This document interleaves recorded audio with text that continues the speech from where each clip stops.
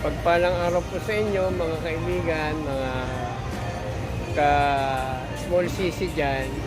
Andito po kami ngayon sa isa sa pinaka-kilalang grocery dito. Namimili lang ng aming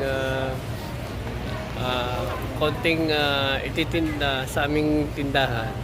So, tama ko po ang aking may bahay. Namimili kami para po may maihatid kami sa aming may maidagdag kami sa aming mga paninda dito po. So, dami rin palang mabibili rito. So, bihira-bihira kasi ako pumasok ng mga ganito kalalaking grocery dahil lagi akong pupunta dun sa palengke. So, may mga grocery na rin dun. So, doon na rin ako namimili. So, ngayon nagkaroon ako ng time na pumunta rito. Kaya, tuwa lang ako. Yan. Kaya, ito po. Kaya kung nagustuhan nyo yung video ko, pakipalo nyo na lang ako. Like and share na rin.